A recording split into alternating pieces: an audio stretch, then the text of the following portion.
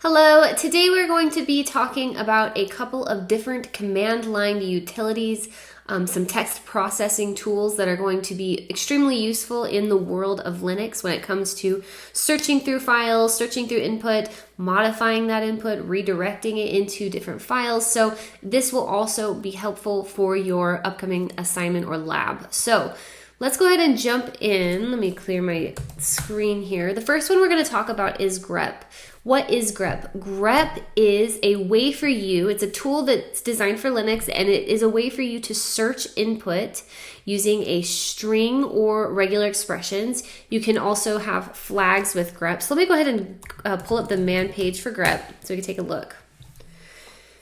So here we have the synopsis. So this is going to be how it's going to tell you how to use it. And so we have, all these different flags that we can use. All kinds of flags. And notice here we have a pattern that we can use, a file flag. So all kinds of things. Looks like you can choose colors for different kinds of output. And then down here it describes to you all the different kinds of flags and what they're used for. Let's look at the description. So the description says, the Grep utility searches any given input files, selecting lines that match one or more patterns. By default, a pattern matches an input line if the regular expression in the pattern matches the input line without its trailing new line.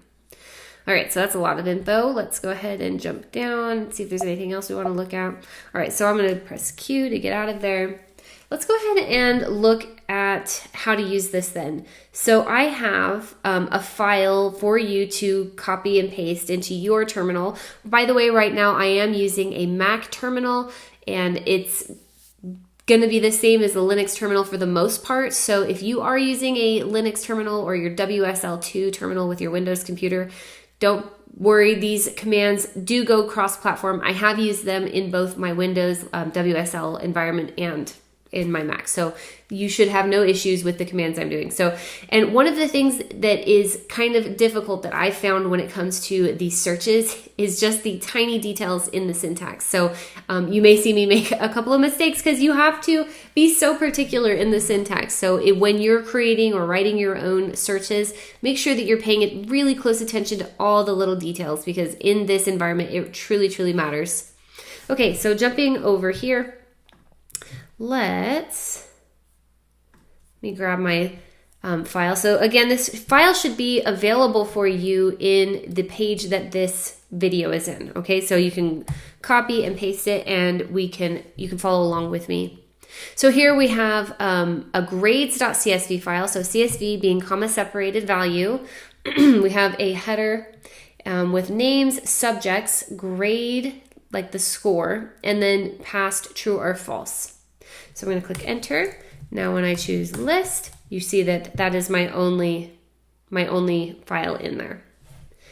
So let's jump to Grep now. All right, so say that I want to find one student's entire row. So you can see we have several different names. So say there's a name that I want to search for. So what I would do is I would just type the name of the tool, so Grep, and then in quotation marks, whatever string I'm looking for. So I'm looking for the string Alice. And then when Grep finds it in my grades.csv file, so name of tool, name of string, or whatever's in my string, and then the name of your input file, when it finds it, it's going to return to me that entire line. So in this case, we are looking at records, but you can use this, or you'll find that it returns the entire line in any document. So if it doesn't have to be a CSV file, it could be any type of file or input, it'll return the entire line. So there we go. Now we have our single line. What about if I wanted to do this case sensitive? So we're looking case insensitive. So right now we know that Linux is case sensitive, and this does, look for, let's see, let's try it without the case, without the proper casing, And notice that it won't find it if it doesn't have, because it is case sensitive, it won't find it if it doesn't have the proper casing. So in order to avoid that, we can use the I flag, and we're going to do that again. And there you go. Now it found that string. All right, what about if I want to use a regular expression? So let's go ahead and see how we would do something with that. So again, the name of the tool that you're using. And then this is going to be similar to the string. So you're going to still just use your quotation marks. And then with regular expressions, we're looking for a pattern. We're pattern matching. And there's a regular expressions lesson in the module. You'll also be able to find more information about how to set up regular expressions in the provided examples or recommended readings, okay? So I'm going to assume that you've looked at that, and we're going to look at putting an exact pattern match. So we're looking for notice that we have let's see what we're looking for. This one we're going to look for, just to specify, find all scores below 80. So here are our scores. And what's our pattern that we're looking for? Well, I'm going to look for a comma and then the numbers here, but we want it to be below 80. So we're going to do a comma.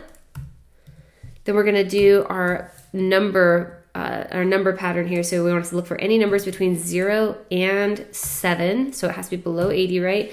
And then another digit, and that doesn't matter if it's 0, if it's anywhere between 0 and 9. Okay? And now I want to pass in my file. Oops, CSV. And there we go. Now we found everybody below 80. And again, see, it's returning the entire line here. All right, the next one I want to look at is line numbers. So let's look at line numbers. So this is just we're just going to pass in a string, and we're just going to use a flag here. So that's the only difference. The flag is the -n. And let's do Bob. Whoops. Let's do Bob. And then we'll say grades.csv. You can tab that. So there we go. You can see that it gave me the line number with the line. If you wanted to do that case insensitive, then you can just use your flag, your multiple flags in a row. So let's look for Bob grades. And it found it with the line number and the flag. So if you want to use multiple flags, you can just start listing them after the dash. And finally, our last grep, we're going to look for the count. We're going to count how many scores. Let's see, let's count. Let's count how many people are in math. So we're going to say grep, and then we're going to use the C flag, and then we're going to say math, and then we're going to say grades. So you can see we have 3 records with grades, or 3 lines with grades, with math in it. I'm going to stop this, and then we're going to jump into the next tool to look at.